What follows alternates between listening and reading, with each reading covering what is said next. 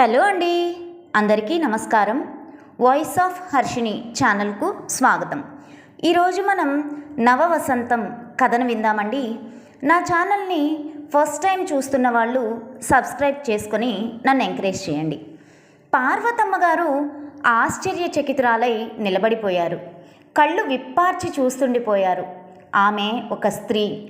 ఆమెలాగా ఎందరో స్త్రీలు అలా నిలబడే ఉన్నారు.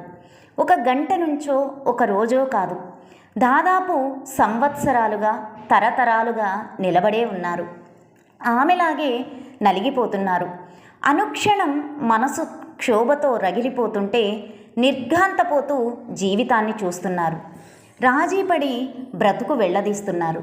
అందులో ఆవిడ ముద్దుల మనవరాలు కూడా ఉంది. ఆమె పేరు సరళ. ఆ రోజు ఉదయం సరళ సరళ కిచెన్లో కాఫీ కలుపుతున్న సరళ వరండాలోంచి భర్త పెట్టిన కేక విని వస్తున్నానండి అంటూ కాఫీ తీసుకెళ్ళి ఇచ్చింది. కాఫీ తాగేసి అతను గూట్లోంచి పాలిష్ డబ్బా బ్రష్ తీసి ఆగిపోయాడు. ఏమైందండి, పాలిష్ అయిపోయిందా? సరళ అడిగింది. ఊ అంటూ సుధీర్ చిన్నగా మూలిగి, పాలిష్ అయిపోయింది, కొత్త డబ్బా తెచ్చుకోండని కాస్త నాకు చెప్పొచ్చు కదా విసుగ్గా అన్నాడు. సరళ ఆశ్చర్యంగా చూసి, నేనా? మీ పాలిష్ అయిపోయిందని నాకేం తెలుసు చిన్నగా అన్నది. అట్లా ప్రతీదీ తెలుసుకోకపోతే జీవితాంతం ఏదీ తెలీదు. నీకేం ఉద్యోగం సద్యోగం లేదుగా. తీరుబాటుగా ఇంట్లో ఉన్నప్పుడు కాస్త ఇట్లాంటివి గమనిస్తే తెలుస్తాయి. మరింత చిరాగ్గా చెప్పి షూ వేసుకొని బ్రష్ చేత్తో పట్టుకొని దగ్గరగా వచ్చి, అయినా ఒక పని చేస్తే పోలా వ్యంగ్యంగా నవ్వుతూ అన్నాడు. సరళ అర్థం కానట్లు చూసింది. అతను బ్రష్ని ఆమె చేతి మీద రాస్తూ, ఇట్లా 10 సార్లు బ్రష్ని నీ ఒంటికేసి రుద్దితే నీ ఒంటి నల్ల రంగంతా దీనికి అంటుతుంది. దాంతో షూ పాలిష్ ఎంచక్కా చేసుకోవచ్చు. నవ్వుతూ అనేసి బ్రష్ని గూట్లో విసిరేసి చక్కా పోయాడు. సరళకి ముళ్ళ కమ్మీతో హృదయం మీద కొట్టినట్లయింది అతనన్న మాటలకి. హృదయం బరువుగా ఉండి అక్కడే చాలాసేపు నిలబడిపోయింది. సుధీర్కి పెద్దగా చదువు అవ్వలేదు. ఇంటర్మీడియట్ అయిపోయిన తరువాత జులాయిగా తిరుగుతుంటే దూరపు బంధువు అయిన సరళ తండ్రి చేరదీశాడు.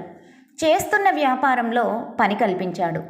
కొన్నాళ్ల తర్వాత సుధీర్కి సరళని పెళ్లి చేసుకుంటే బాగుంటుందన్న ఆలోచన వచ్చింది. ఇండైరెక్ట్గా తన అభిప్రాయాన్ని సరళ తండ్రికి చెబితే ఆయన సంతోషంగా ఒప్పుకొని పెళ్లి చేశాడు. జీతం పెంచడమే కాకుండా వ్యాపారంలో వాటా ఏర్పాటు చేశాడు. ఉన్న ఊళ్ళోనే ఓ ఇల్లు కూడా కొనిపెట్టాడు. ఇద్దరూ అక్కడే సంసారం ప్రారంభించారు.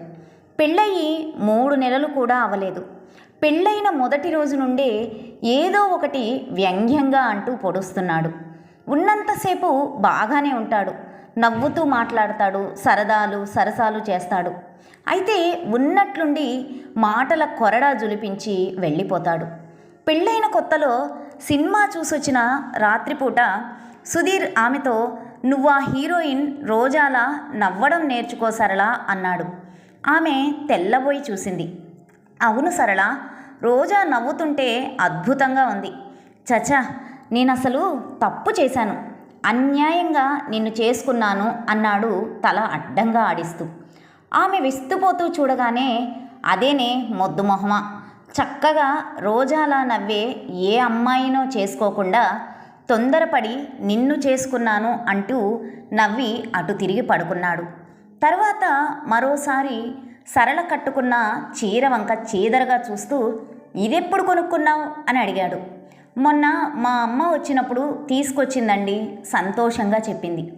మీ అమ్మకి అస్సలు టేస్ట్ లేదు. తెచ్చే చీరేదో కాస్త మంచిది తెచ్చివ్వచ్చుగా. చిచి, ఈ సడింపుగా అనేసి, అయినా నీ తెలివి ఏమైపోయింది? పక్కింట్లో ఉంటున్న ఆవిడ విజయ, ఆవిడ్ని చూడు, భలే భలే చీరలు కడుతుంది. అసలు ఆవిడ కడితే ఎంత పొందిగ్గా ఉంటుందో మురిసి ముక్కలవుతూ సుధీర్ చెబుతుంటే సరళ భూమిలోకి కుంగిపోతున్నట్లు అనిపించింది. సరళ తండ్రికి ఈ సంగతులు ఏవీ తెలీదు. అల్లుడంటే సదభిప్రాయం, గౌరవం. సుధీర్ రోజు వ్యాపార పనుల నిమిత్తం ఎక్కడెక్కడో తిరుగుతూ భార్యతో మాట్లాడడం కుదరడం లేదని కూతురి ఇంట్లో ఫోన్ పెట్టించాడు. సుధీర్కి సెల్ ఫోన్ కొనిచ్చాడు. ఒకరోజు సుధీర్ ఫోన్ చేసి, సరళ ఏం చేస్తున్నావు అని అడిగాడు ఆఫీస్ టైంలో. ఇప్పుడే మీ బట్టలు ఉతికారేశాను, ఇక స్నానం చేసి వంట చేయాలి. లంచ్కి మీరు ఇంటికి వస్తారా లేక ఆఫీస్కే క్యారియర్ పంపనా సంతోషంగా అడిగింది. నువ్వేమీ అట్లాంటి పనులు చేయవద్దు కానీ నీకు షీలాదేవి తెలుసా అని అడిగాడు. షీలాదేవా? ఎవరు? మా డాడీ ఆఫీస్లో స్టెనోనా? ఆవిడే. ఆవిడ డబుల్ ఎంఏ చేసిందన్న సంగతి ఇప్పుడే తెలిసింది. సరళ, నువ్వు ఆవిడలా డబుల్ ఎంఏ చేయకూడదు. భర్త ఫోన్లో అంటుంటే సరళకి అమాంతం కళ్ళు తిరిగాయి. ఏమిటి, నేనా? డబుల్ ఎంఏనా? ఆశ్చర్యంగా అంది. అవును, నువ్వే. ఏంటలా ఆశ్చర్యపోతూ చెబుతున్నావు? అసలు ఇంట్లో బట్టలు ఉతుక్కుంటూ వంట చేసుకుంటూ ఎన్నాళ్ళు ఇంకా పాతకాలం పాపాయమ్మలా ఉండిపోతావు? చక్కగా ఎంఏలు చేసేసి నువ్వు కూడా ఆఫీస్లో చేరితే బాగుంటుంది. అతను అలా అంటుంటే ఏం చెప్పాలో అర్థం కాక సరళ మౌనం వహించింది. ఏమిటి మాట్లాడవు? అవునులే, నీ మొహానికి చదువు ఒక్కటే తక్కువ. అది మనకు అబ్బేది కాదులే, అంతా నా కర్మ. ఫోన్ బటన్ విసురుగా నొక్కాడు. అదే రోజు రాత్రి సుధీర్ ఇంటికొచ్చేసరికి సరళ బుక్స్కి అట్టలేస్తోంది. ఏంటి బుక్స్? సుధీర్ ఆశ్చర్యంగా అడిగాడు. సరళ నవ్వుతూ, నావే, సగంలో ఆపేసిన బిఏ బుక్స్ అన్నది. అంటే కొంపదీసి నువ్విప్పుడు బిఏ చదువుతావా ఏంటి? అదేంటండి, ఫోన్లో మీరేగా చెప్పారు పట్టుదలగా చదువుదామని అటక మీదున్న పుస్తకాలన్నీ దింపాను అని ఆమె అంటుంటే సుధీర్ పగలబడి నవ్వి, సరళ, నేనేదో ఉబుసుపోక ఫోన్లో చెబితే తగదునమ్మా అని చేసేస్తావా? భలేదానివే కొట్టిపారేశాడు. ఆమె మాత్రం సీరియస్గానే, నేను ప్రైవేట్గానైనా బిఏ చదువుతాను, ఎంఏ పూర్తి చేస్తాను అన్నది. ఏడ్సావ్, నాకు వండి వార్చి సరిగ్గా నన్ను చూసుకుంటే చాలు కరుకుగా అన్నాడు. అదేమిటండి, మీరు చెప్పిన దగ్గర నుంచి నాకు పట్టుదల వచ్చి ఉత్సాహంగా ఉంటేను. చాలు సరళ, నీ ఉత్సాహాన్ని సంసారం చక్కదిద్దడానికి ఉపయోగించు. అయినా సరళ, నువ్విప్పుడు ఆ బిఏ కనుక పూర్తి చేస్తే నా సంగతి ఏంటి? నేనేమో ఇంటర్మీడియట్, అప్పుడు నువ్వేమో గ్రాడ్యుయేట్. అమ్మో, సుధీర్ అంటుంటే సరళ తెల్లబోయి చూస్తుండగానే ఆమెను దగ్గరికి లాక్కొని గడ్డంతో రుద్దుతూ, మొగుడి కంటే పెళ్ళానికి ఎక్కువ చదువు ఉండకూడదు తెలుసా అన్నాడు. అతని గుబురు గడ్డం మొహానికి ముళ్ళలాగా గుచ్చుకుంటోంది. అతని మాటలు ముళ్ళ కంచెని మనసు మీద లాగినట్టు గుండె మండిపోతోంది. ఆమె మొహాన్ని అతను పరిశీలనగా చూస్తున్నాడు. మరోసారి ఏదో ఫంక్షన్కి పిలుచుకెళ్ళి అక్కడెవరో పెద్దావిడ్ని పరిచయం చేసి ఆవిడ ఎదురుగానే, చూడు సరళ, ఆంటీకి 40 ఏళ్ళట. ఆంటీ ఇంకా ఎంత స్మార్ట్గా ఉందో చూడు. అసలు ఆంటీలో ఉన్న ఆకర్షణ అంతా ఆవిడ హెయిర్ స్టైలే. నువ్వు ఆంటీలాగే జుట్టు ముడి వేసుకుంటే బాగుంటుంది, గట్టిగా అందరికీ వినిపించేలా అనేసరికి అందరూ నవ్వారు.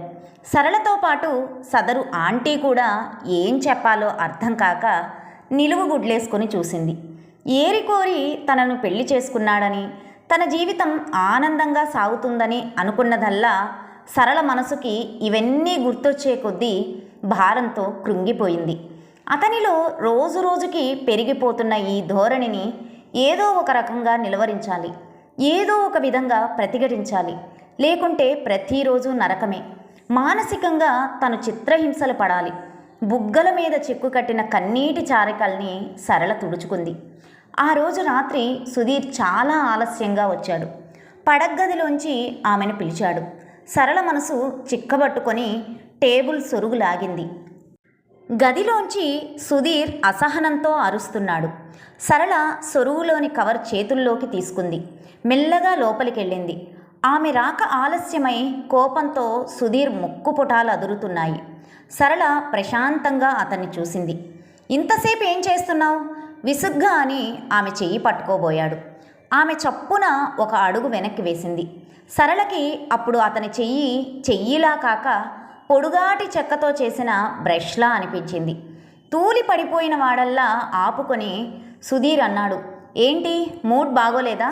సీరియస్గా అడిగాడు. సరళ జవాబివ్వలేదు. సుధీర్ సాలోచనగా చూసి ఓహో, పొద్దున ఏమైనా అన్నానా? చూడు, ఏదో తిడుతుంటాను, నాకే గుర్తుండి చావదు. నువ్వు పట్టించుకోకూడదు, సరేనా? చెబుతుంటే సరళ జవాబివ్వలేదు. అతను విచిత్రంగా చూసి గబుక్కున దగ్గరికి లాక్కొని, చెప్పు సరళ, నేనేమైనా తప్పు చేసినట్లయితే చెప్పు, కానీ ఇలా దూరం ఉంచి బాధ పెట్టకు. అతను అలా అంటుంటే ఆమె పళ్ళ బిగువున కోపాన్ని దాచుకొని దూరం జరిగింది. ప్లీజ్ సరళ, టైం వేస్ట్ చేయకు. ప్రతిరోజు నా చేత లెక్చర్లు చెప్పించుకోకు. చిరాగ్గా అనేసరికి సరళకి కోపం ఆవేశం ఆగలేదు. ముంచుకొస్తున్న అతన్ని వారించి ఆగండి గట్టిగా అరిచింది. సుధీర్ హతాశుడైపోయాడు. మీ చేత రోజు లెక్చర్లు చెప్పించుకోవాలని నేనేమీ అనుకోవడం లేదు. మీరేం చెప్తున్నారో, మీరేం చేస్తున్నారో మీకేమీ అర్థం కావడం లేదు. ఎంత సర్దుకుపోతున్నా, ఎంత ప్రేమగా మీతో ఉందామనుకున్నా నన్ను ఉండనివ్వడం లేదు. అసలు మీరు టెండూల్కర్లా క్రికెట్ ఆటగాడై ఉంటే బాగుండేదని అననుగాక అనను. లియాండర్ ఫేస్లా టెన్నిస్ ప్లేయర్ అయితే బాగుండనని అనను. బిల్ గేట్స్లా కంప్యూటర్ ఇండస్ట్రీ పెట్టి కోటాను కోట్లు గడిస్తే బాగుండునని అని కూడా అనను. ఇండ్ల రామసుబ్బారెడ్డిలా మానసిక శాస్త్రవేత్త అయి స్త్రీ మనసు లోతుల్లోకి వెళ్ళి అర్థం చేసుకోవాలని ఆశ లేదు. కేవలం మీరెంతో ఇష్టపడతారో, ఎంత గర్వంగా ఫీల్ అవుతారే, ఆ మీసాలు గడ్డాలు తీసేయండి చాలని నేనంటే మీరెంత హర్ట్ అవుతారు. అవి అడ్డంగా ఉన్నాయని, చండాలంగా గుచ్చుకుంటున్నాయని, వాటిని చూస్తుంటే నాకు డోకొస్తుందని అన్నాననుకోండి, మీ మనసుకి ఎంత గాయమవుతుంది. అందుకే ఇవేమీ అనను. మీరెలా ఉన్నారో అలాగే ఉంటేనే నాకు ఇష్టం. మిమ్మల్నిగానే స్వీకరించడమే ఇష్టం. సీరియస్గా చెప్పి ఒక్క క్షణం ఊపిరి పీల్చుకొని తిరిగి చెప్పసాగింది. కానీ రోజు రోజుకి మీరు నా మనసును ఎంతో గాయపరుస్తున్నారో తెలుసా? మీరు మాట్లాడే మాటలకి నా మనసు ఎన్ని ముక్కల కింద తెగుతుందో మీకు అర్థం కాదు. అందుకే బాగా ఆలోచించి నేను నిర్ణయానికి వచ్చాను. నేను కాలేజీలో చేరి చదువుకుంటాను. నా కాళ్ళ మీద నేను నిలబడతాను. అంతదాకా మనిద్దరం కేవలం ఫ్రెండ్స్ అంతే. ఒకవేళ మీకు నిజంగా నేనంటే ఇష్టం లేకపోతే, నా వంటి నలుపు రంగు సరిగ్గా కనిపించక అప్పుడు తొందరపడి పెళ్లి చేసుకున్నానని ఫీల్ అవుతుంటే, ఇదిగోండి ఈ విడాకుల పేపర్స్ మీద సంతకం పెట్టాను. మీకు నచ్చిన అమ్మాయిని పెళ్లి చేసుకొని హాయిగా ఉండండి అంటూ కాగితాలు చేతిలో పెట్టింది. కానీ ఒక్కటి మాత్రం గుర్తుంచుకోండి, ఏ అమ్మాయి కూడా రోజాలా నవ్వలేదు, పక్కింటి ఆవిడలా చీర కట్టలేదు, ఆంటీలా జడ వేసుకోలేదు, షీలాదేవిలా డబుల్ ఎంఏలు చేయలేదు. ఇన్ని లక్షణాలతో మీకు ఎర్రగా బుర్రగా సినిమా స్టార్లా ఉండే పెళ్ళాం కావాలి అంటే మీరు దాదాపు ఓ 20 మందికి తాళి కట్టాలి. అది కుదిరే పని కాదు. వెధవేషాలు వేస్తే కటకటాల పాలవుతారు, జాగ్రత్త. సరళ ఆవేశంగా చెబుతుంటే సుధీర్ అన్నాడు, సరళ ప్లీజ్, నేను చెప్పేది. ఏదో చెప్పబోతుంటే ఆమె అడ్డుకుంటూ, వినను, నా నిర్ణయంలో మార్పు లేదు. మీకు నా మీద ప్రేమ నిజంగా ఉంటే 4 ఏళ్ల తర్వాత కలుద్దాం అంటూ ముందే సర్ది పెట్టిన అతని సూట్ కేసులు హాల్లో తెచ్చిపెట్టింది. సుధీర్కి అర్థం కాక చూశాడు. ఇంతలో ఇంటి ముందు కారు ఆగిన సౌండ్ అయ్యి, మీకు మా డాడీ ఆఫీస్లోనే జాబ్ ఉంటుంది. మీకోసం మెన్స్ హాస్టల్ రూమ్ ఏర్పాటు చేశాను. జాబ్ చేస్తూ మీరు మీ పై చదువులు కంప్లీట్ చేయండి. సరళ చెప్తుండగా కారు డ్రైవర్ లోపలికొచ్చి సుధీర్ తాలూకా సామాన్లన్నీ కారులో పెట్టాడు. సుధీర్ పాలిపోయిన మొహంతో కారు ఎక్కాడు. పార్వతమ్మ వరండాలో ఇంకా అక్కడే అలాగే నిర్ఘాంతపోయి చూస్తూ నిలబడింది. ఏదో అద్భుతాన్ని చూసినట్లు ఆనందంతో వెలిగిపోతోంది ఆవిడ ముఖం. ఆమెకి బాగా అర్థమైంది. 4 దశాబ్దాల క్రిందట తన జీవితంలో ఇదే నిర్ణయాన్ని తీసుకోకపోవడం చేత జీవితంలో 4 పదుల సంవత్సరాలు కేవలం హీనంగా, దీనంగా, దారుణంగా దొర్లిపోయాయి. 40 వసంతాలుగా విరజిల్లాల్సిన జీవితం ఎక్కడ తప్పిదం చేసిందో అర్థమైన ఆమె హృదయం ఉప్పొంగి మనవరాలిని మనసారా అభినందించింది. ఆనంద బాష్పాలు రాల్చింది. కారు బయలుదేరబోతుండగా సుధీర్కి జ్ఞానోదయమైంది. తొలిసారిగా భార్య మనసుని ఎంత బాధ పెట్టాడో అర్థమై తను చేసిన తప్పు తెలుసుకున్నాడు. విన్నారు కదండి. ఈ కథ మీకు నచ్చినట్లయితే లైక్ చేయండి, షేర్ చేయండి, కామెంట్ చేయండి. నా ఛానల్ సబ్స్క్రైబ్ చేసుకొని నన్ను ఎంకరేజ్ చేయండి. ఉంటానండి.